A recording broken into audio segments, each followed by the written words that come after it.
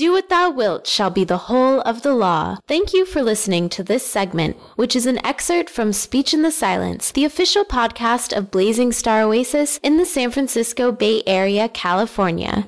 Speech in the Silence is a monthly program offering lectures, music, interviews, readings, announcements, and news. See the comments section on this video for a link to the complete program where this segment was first heard. Visit speechinthesilence.com to subscribe to the podcast to hear new programming as soon as it is available. Be sure to visit us on the web at speechinthesilence.com, subscribe to our YouTube channel, and like us on Facebook at Speech in the Silence. You may contact us at thelemapodcast@gmail.com. Thanks for listening. Love is the law. Love under will.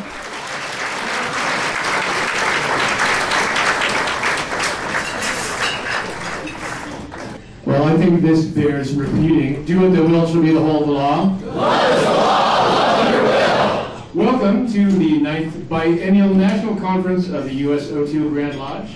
First one held. The first one of these affairs was held 16 years ago in Akron, Ohio. So neither east nor west. Neither the house of dawn nor the house of dusk. Neither the realm of beginnings nor the realm of endings. Neither here nor there, neither black nor white. Neither the past nor the future. Neither the old nor the new.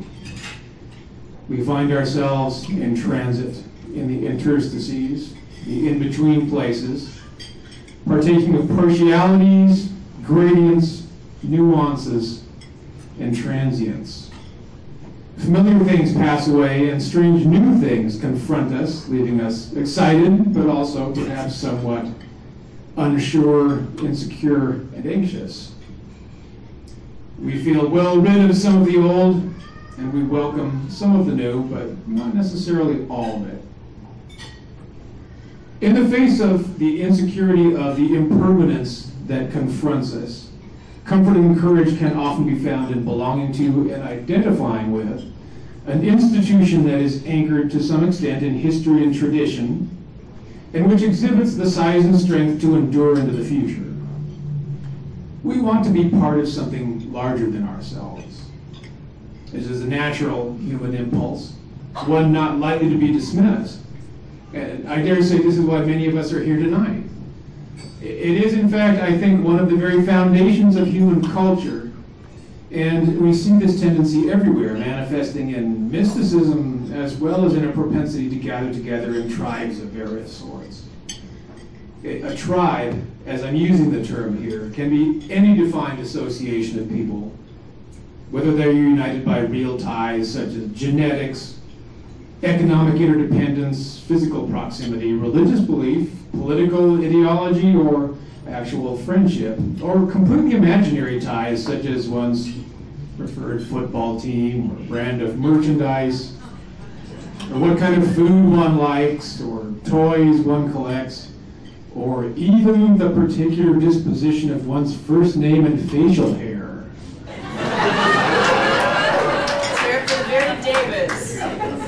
I'm not here to denounce this very human trait. It's here to stay, and it's really not all bad. In fact, I doubt life would be very pleasant without it. I've talked about the need for community several times before.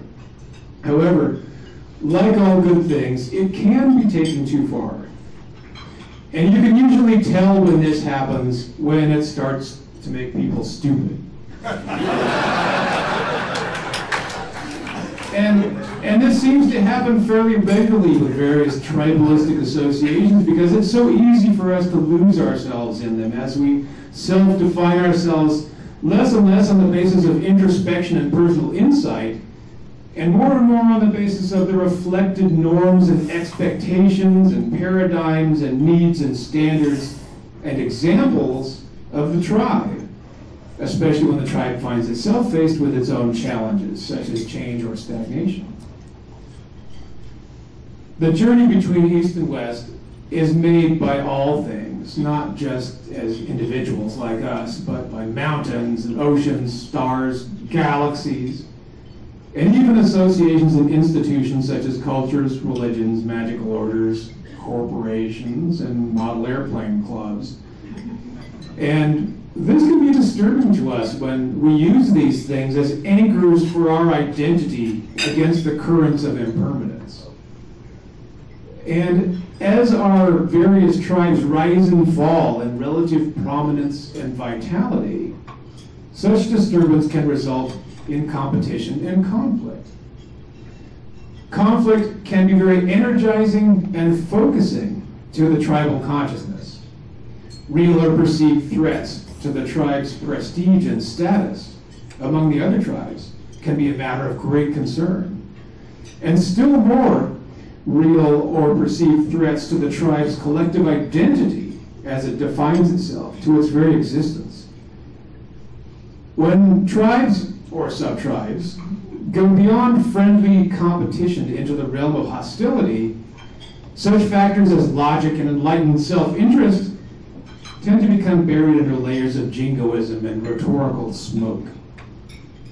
This is where ideas are evaluated on the basis of who has proposed them rather than on their actual merits. This is where snarled words and fearful labels and images are revoked and programmed to attack. This is where association becomes proof of guilt and where assumptions and doubts are deemed equivalent to evidence. This is where suspicion and prejudice and paranoia begin to build angular momentum, creating a vicious spiraling cycle that can ultimately whip its own irrational fears into a froth of terrible reality. And you can be sure that there are those who know this well enough and are perfectly willing to exploit these tendencies as tools of control to advance their own agendas. So, what to do? Well, I have a few thoughts.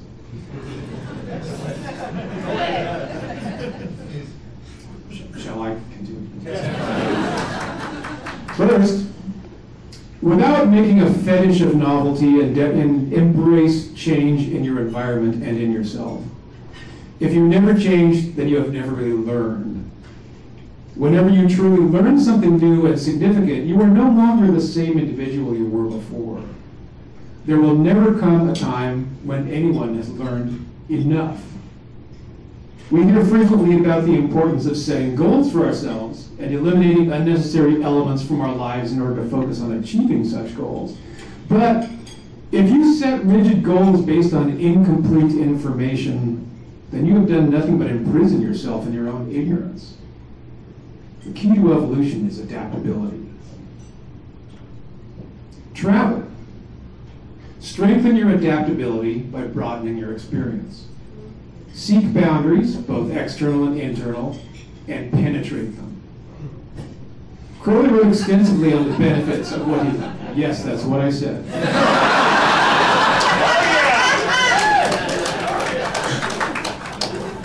Crowley wrote extensively on the benefits of what he called honest travel, which necessarily entails experiencing points of view other than those common to your intellectual hometown.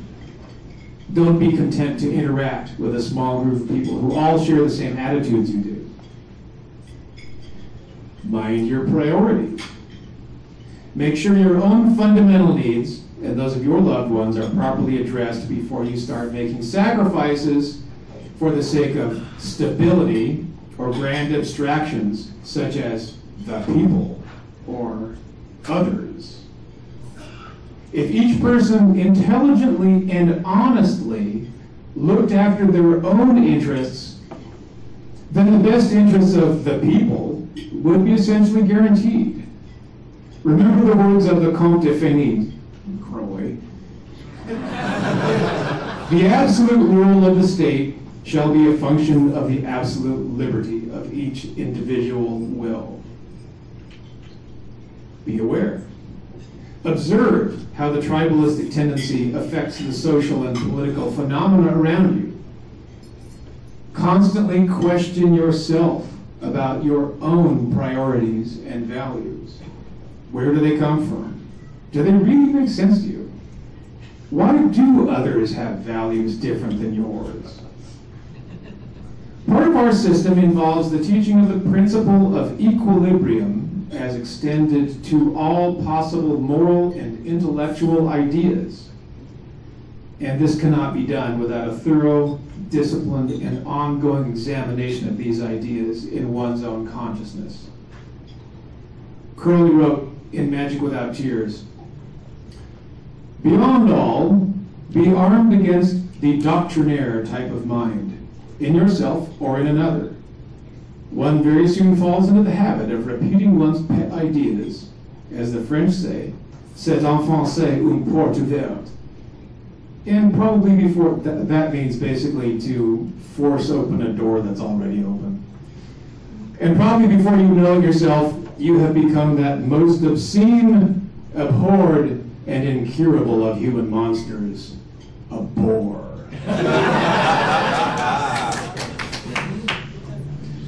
Finally, undertake the great work. Find out who and what you really are. How else can you ever know what's really important to you and what isn't as you travel between East and West? Love is the law, love under will.